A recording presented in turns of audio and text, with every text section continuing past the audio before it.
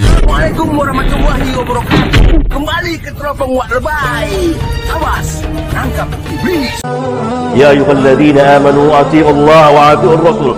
Berulang kali Allah Subhanahu wa taala perintahkan kita untuk taat kepada Allah dan taat kepada Rasul. Atii'u Allah, atii'ur rasul. Wa ma atakumur rasul fakhudhuhu wa ma nahakum anhu fantahu. Apa yang Rasul berikan ambil, apa yang Rasul larang jauhi. Tanpa mereka tahu dari mana asalnya. Mereka hanya ikut-ikutan saja. Mereka tidak bertanya apa yang Allah firmankan, apa yang Rasul sabdakan. Qala Allah, qala Rasul. Bukan kata fulan, kata fulan, kata fulan, kata guru saya. Tanya dari mana datangnya. Karena bapak kita, kakek kita, guru kita bukan Nabi. Yang Nabi adalah Muhammad sallallahu alaihi wasallam yang Rabbuna perintahkan kita untuk mengikutinya. Tiada tawar-menawar terhadap hukum Allah. Dan Allah telah berfirman dalam surat Al-Ahzab, "Wa ma kana lil mu'minin wa la mu'minatin idza qada Allah wa rasuluhu amran ay yakuna lahumul khiyaratu min amrihim. Wa man ya'si Allah wa rasulahu faqad dhalla dhalalan mubina." Sungguh tidak pantas bagi seorang mukmin dan mukminah jika sudah ada suatu ketetapan dari Allah dan Rasulnya, dia memilih ketetapan lain, ketentuan lain. Dan barang siapa yang bermaksiat kepada Allah dan Rasulnya, maka sungguh dia telah sesat dengan kesesatan yang nyata. Allah juga berfirman, "Innama kana qaulal mu'minina idza du'u ila Allah wa rasulihi liyahkuma bainahum ay yaqulu sami'na wa ata'na wa ulaika humul muflihun." Sungguh ciri mukmin sejati itu adalah ketika dia diajak, diberitahukan hukum Allah dan Rasulnya, dia selalu berkata sami'na wa ata'na. Dua kalimat ini. Sami'na wa ata'na. Jangan kita ganti menjadi sami'na wa tapihna wa kenapana. Cukup sami'na wa ata'na. Jangan kita ganti menjadi sami'na wa pakanna. Wa ulaika humul muflihun. Mereka orang-orang yang akan sukses di dunia dan akhirat.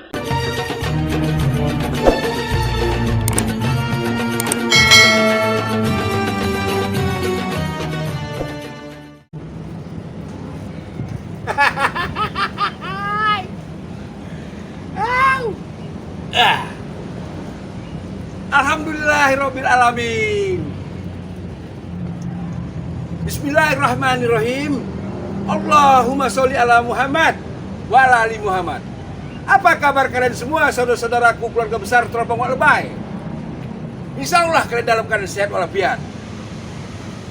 Ini sebenarnya persoalan ini berulang-ulang terus dibahas. Tapi orang-orang tak berilmu selalu dia menjawab pertanyaan-pertanyaan itu pakai dalil yang berputar-putar. Padahal udah jelas, banyak dalil, banyak hujah. Kumpul-kumpul, tahlilan di rumah orang kematian itu hukumnya haram. Ini fakta. Kenapa keberatan sih kalian? Kenapa tak mau sih kalian mengikuti sunnah Rasulullah? Apa masalahnya? Maka kalian keberatan. Udah ada dasar hukumnya. Ketika Ja'far meninggal dunia, sampailah berita itu kepada Rasulullah. Ya Rasulullah, Ja'far meninggal dunia. Apa kata Rasulullah? Buatkanlah makanan untuk keluarga Ja'far, karena mereka lagi dalam kesusahan, kena musibah. Ingat itu bahasa Rasulullah itu. Insya Allah disesuai, insya Allah. Bukan kita datang ke rumah orang mati makan-makan. Terbalik. Kita datang ke rumah orang yang mati, keluarganya yang mati, bawa makanan. Bawa makanan untuk mereka atau kasih uang pakai amplop. Itu. Lihat ini. Macam ini. Ustadz ini nih, dipanggil Ustadz dia. Karena dia merasa pintar, dikelilingi oleh orang-orang yang belum tahu gitu, yang belum tahu. Kalau bahasa kasarnya nanti bodoh gitu loh. Dia ini dikelilingi orang bodoh, ngomong pakai akal, pendapat, hawa nafsu, tanpa nas, tanpa hujah, tanpa Quran, tanpa hadis. Ini berbeda dengan ulama pewaris Nabi. Bicara hukum, Quran, hadis. Tapi tipe-tipe ustadz yang kayak gini banyak di Indonesia ini. Ngomongnya itu aduh, pening kepala kalian, muter-muter dibawanya kalian. Dibawanya kalian ke Pulau Brayan, kemudian ke Sungai Sekambing, kemudian dibawanya kalian ke Pasar Sambu, dibawanya lagi kalian ke Danau Toba, dibawanya lagi kalian ke Siantar, mutar-mutar, capek, tak kemana tujuannya, tak jelas. Ngomong dong, hukumnya A, hukumnya B. Karena yang buat hukum itu Allah.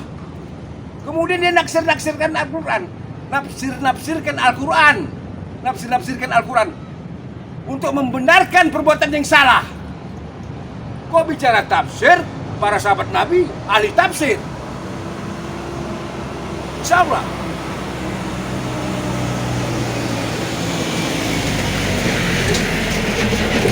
Para sahabat-sahabat Rasulullah ahli tafsir lebih hebat dari Ustadz ini. Tapi mereka tidak merayakan Maulid Nabi, tidak melaksanakan Maulid Nabi, tidak melaksanakan peduli kematian. Itu para sahabat Nabi yang ahli tafsir, hidup sejaman sama Nabi. Sahabat-sahabat Rasulullah banyak yang gugur di medan jihad. Nggak ada acara tahlilan. Tapi kawan ini, woi, menafsirkan Quran untuk membenarkan perbuatannya. Celaka nggak kayak gitu? Ini nih. Kenapa saya bicara begini? Kata-katanya tak enak kulihat. Guruku Abdul Hakim bin Amir Abdad dia rendahkan. Itu masalahnya. Kepengen argumentasi, diskusi, ketemu sama Wahabi kata dia. Kok dia bilang Wahabi nih? Remuk lah dia, remuk. Gak usah sama guruku, gak usah. Hancur, sama aku aja nih muridnya. Sama aku nih. Murid Abdul Hakim bin Amir Abdad. Murid Ustaz Abdul Qadir Jawas. Nih. Sama aku aja kalian. Sama aku. Remuk, aku bikin remuk kau. Mari kita dengar perkataannya. Mari. Ayo kita silakan. Ya. Kita lihat Ustaz, bukan hanya semalam, 7 hari, 1000 hari khususnya. Itu kan dilarang Ustaz. Yang melarang 7 hari itu siapa? Yang melarang satu malam, malam kedua, malam ketiga, yang melarangnya itu siapa? Cak tunjukkan surat apa, ayat berapa larangannya itu. Wa ma atakumur rasul fakhuzuh wa ma nahakum anhu fantahu. Yang didatangkan Nabi ambil, yang dilarang tinggalkan. Larangannya itu siapa? Kata Allah, yang dilarang Nabi tinggalkan. Wa ma atakumur rasul fakhuzuh wa ma nahakum anhu fantahu. Yang didatangkan Nabi kau ambil, yang dilarang Nabi tinggalkan. Yang melarangnya siapa? Ketika Allah menyuruh kita mendoakan orang meninggal, ya, ada nggak waktunya dari Allah? Tadi udah saya bahas tempatnya. Ini waktunya ada nggak? Kalau Allah nyuruh sholat, ada nggak waktunya? Ada. Kalau Allah nyuruh doa, ada nggak waktunya? Enggak. Hah? Nggak ada kan? Berarti kalau nggak ada, komplainnya berdasarkan apa? Kita komplain terhadap waktunya itu berdasarkan apa? Paham? Berdasarkan apa kita komplain waktunya itu? Sedangkan Allah tidak memberikan penjelasan waktunya kapan. Malam pertama, Ustaz kenapa malam? Ya udah kau bikin subuh pertama. Kenapa subuh? Ya udah kau bikin zuhur pertama, zuhur kedua. Nggak ada yang larang. Boleh. Kemudian kita tanya, udahlah, aku bikinlah malam pertama doakan mayit, malam kedua doakan mayit. Ada kejelasannya. Kalau malam pertama ditolak Tuhan, malam kedua ditolak Tuhan, malam ketiga ditolak Tuhan. Jangan mengada-ngada. Jangan mengada-ngada.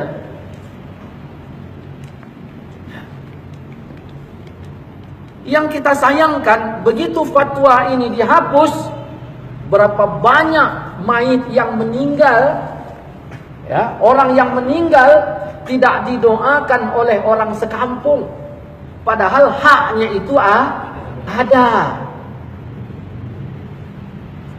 Bayangkan fatwa yang mengatakan nggak boleh tahlilan, meninggal lagi tuh terus meninggal. Begitu meninggal, tak ada orang kampung mendoakan. Kenapa? Karena ada ustaz yang memfatwakan enggak boleh. Harusnya dia dapat bantuan dari kaum muslimin. Ternyata tidak boleh.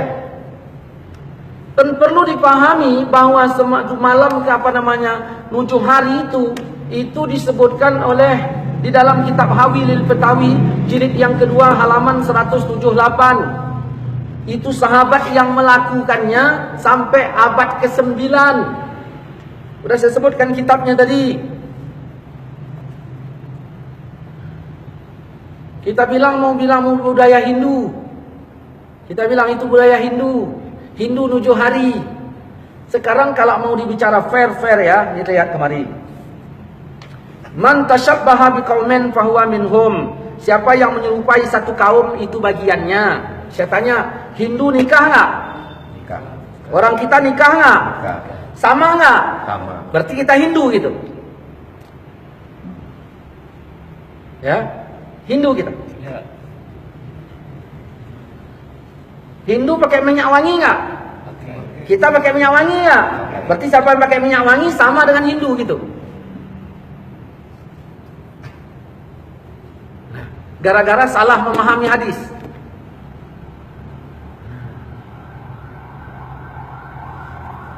Hindu pertama meninggal, ngumpul nggak orang? Siapa yang ngumpul? Orang Hindu. Orang kita pertama meninggal, ngumpul nggak? Sama nggak? Kita Hindu juga gitu. Sama-sama ngumpul. Pendeta apa? Paulus ya? Pakai gamis nggak? Pakai. Nah, orang-orang sekarang ada nggak pakai gamis? Ada. Sama nggak? Sama. Terus sama Paulus gitu. Karena terpakai hadis tadi. Man tashabbaha biqaumin fahuwa minhum. Nah, Hindu malam pertama sampai malam ke-7 dia ngumpul. Ngapain Hindu?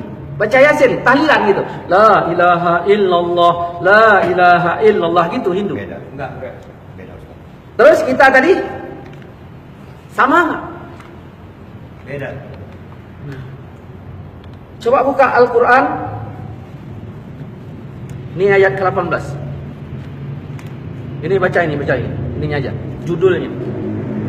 Tiap-tiap manusia memperoleh balasan amal perbuatannya masing-masing. Tiap-tiap manusia memperoleh balasan amalnya. Terus baca sikit, artinya aja. Bagi orang-orang yang memenuhi seruan Tuhan, mereka disediakan balasan yang baik. Nah, bagi orang-orang yang menerima seruan Tuhan. Cak baca ayat 22 ini. Dan orang yang sabar karena mengharap keridhaan Tuhannya. Dan orang yang sabar karena mengharap Keridhaannya Tuhan. Nah, baca ayatnya. Walladzina sabaru Walladzina sabaru ya, ibtigha'a wajhi rabbihim wa aqamus shalah wa anfaqu mimma razaqnahum sirran wa alaniyatan wa yadra'una bil hasanah as-sayyi'ata. Artinya, dan orang yang sabar karena mengharap keridhaan Tuhannya. Orangnya sabar mengharap keridhaan Tuhannya.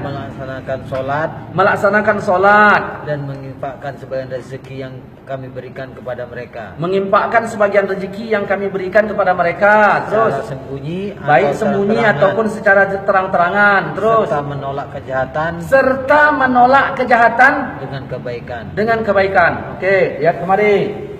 Mana aku. Mana yang belum diminum? Bawa sini. Nah. 1, 2, 3, 4, 5, 6, satu lagi. Sadanari. Ya, satu lagi. Dah ni. 1, 2, 3, 4, 5, 6, 7. Ini orang Hindu bikin kalau meninggal ada 7 hari. Yang dipermasalahkan ini harinya apa tahlilnya? Harinya. Hari milik siapa? Hah? Harinya milik Allah. Ya, yang disalahkan, dipermasalahkan apa? Tahlilnya apa harinya? Di sini, ya, harinya yang dimasalahkan. Berarti tahlilnya tidak kan? Oke. Dah. Orang Hindu kalau meninggal dia pakai nujuh hari. Harus kita ketahui ini harinya ini milik Allah, bukan milik Hindu. Milik Allah. Di hari pertama Hindu bikin apa? Acara Hindu. Dibenarkan oleh Islam nggak? Tidak. Berarti salah nggak? Salah. Sayiat nggak? Sayiat, kejahatan. Hari kedua jahat juga. Hari ketiga jahat juga, karena tidak dibenarkan oleh agama. Sampai 7 hari. Ini perlu ditolak nggak? Perlu. Yang ditolak harinya apa acaranya? Bukan harinya kan? Ayat tadi bilang apa? Orang-orang yang menolak kejahatan. Nah, ini jahat nggak? Jahat. Ditolak dengan apa? Dengan kebaikan. Nah, ambil harinya, karena ini harinya milik kita, isi kebaikan, isinya tahlil, bukan acara Hindu lagi. Ini gelas isinya apa? Tua. Ya. Yang salah gelasnya apa tuanya? Tuanya. Lalu tua dibuang, isi air putih.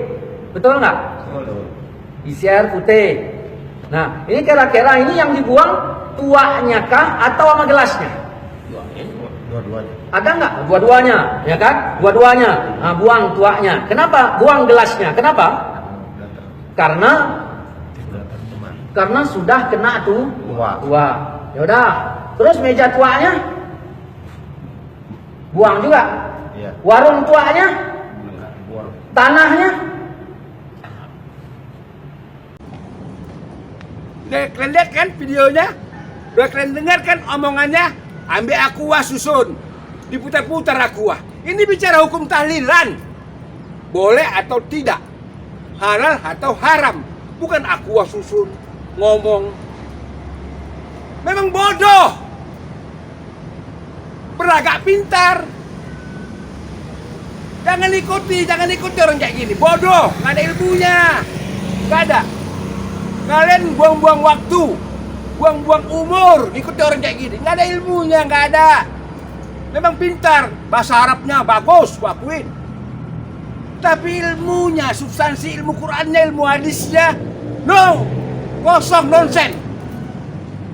Sekarang mari kita dengarkan orang berilmu, guru-guruku bicara, ulama poros Nabi, Abdul Hakim bin Amir Addad. Tahlilan disebut tahlilan karena mereka mengucapkan la ilaha illallah, la ilaha illallah. Bukan itunya yang terlarang, bukan itunya bid'ah, tapi cara pengucapan, cara mengamalkan la ilaha illallahnya itu yang salah. Di kita ini terkenal dengan nama tahlilan atau selamatan kematian. Ketika mati si fulan, maka ditahlilkan hari pertama sampai hari ke-7, kemudian hari ke-40, kemudian 100, kemudian hari ke-1000. Dan ini bid'ah. Para sahabat menyamakan ini dengan meratapi mayit. Meratapi mayit dosa, bahkan dosa besar.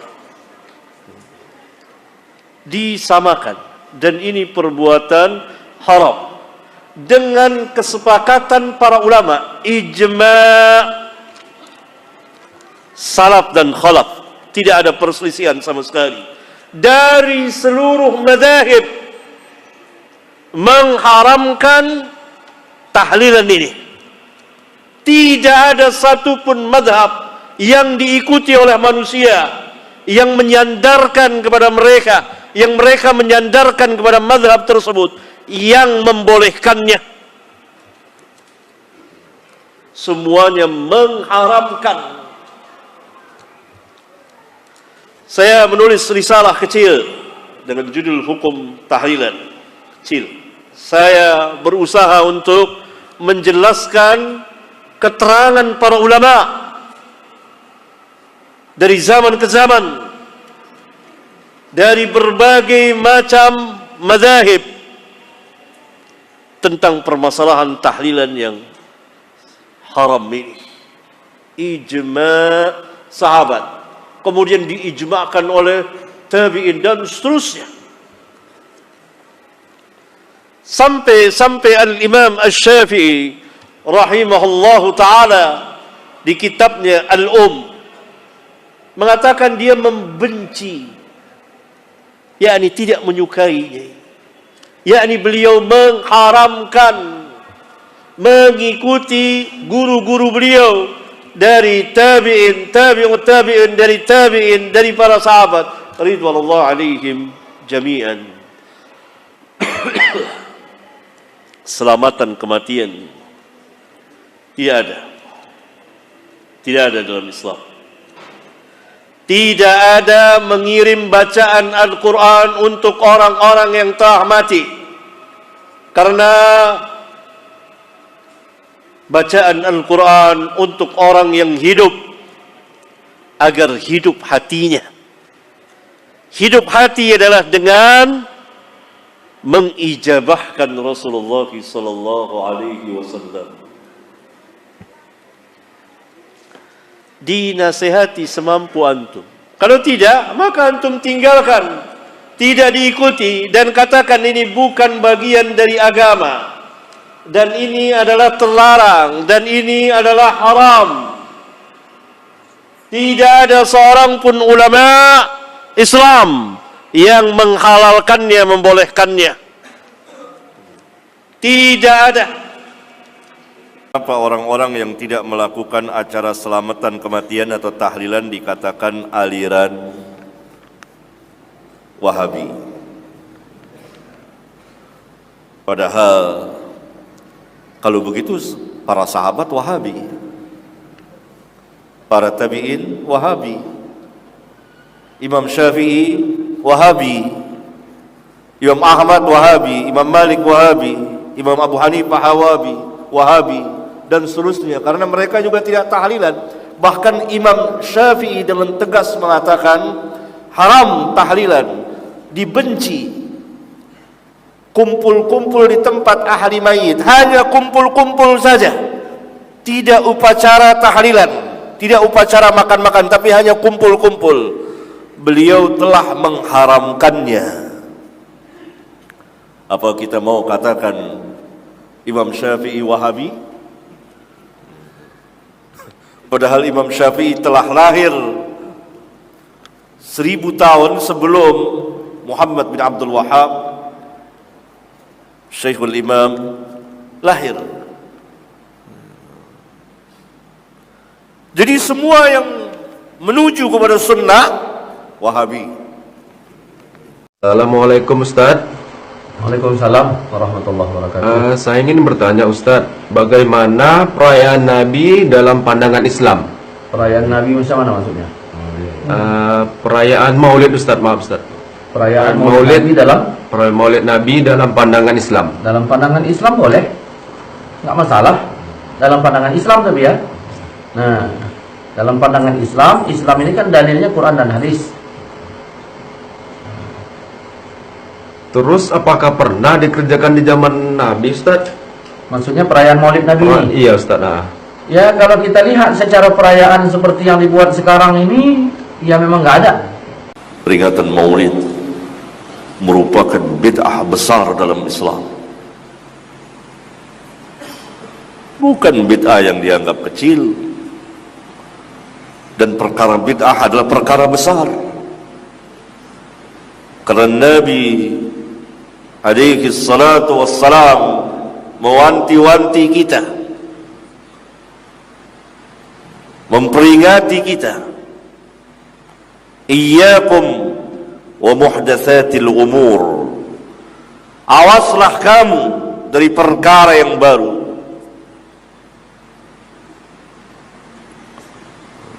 Itu dirayakan oleh kaum muslimin.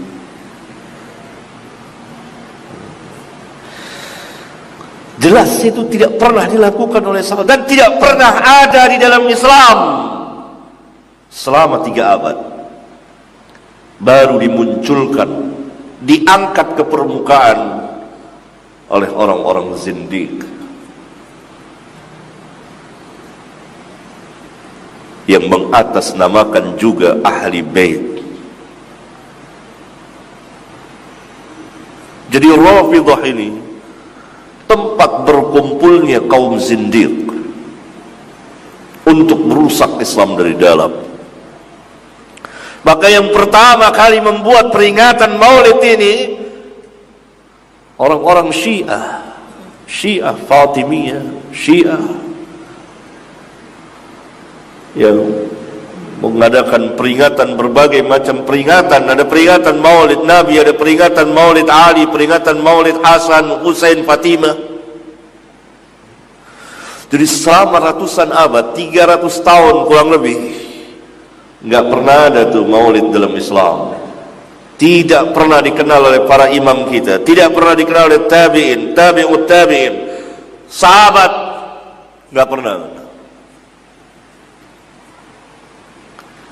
Kenapa kita amalkan? Karena cara beragama kita yang salah. Kita mengambil agama kita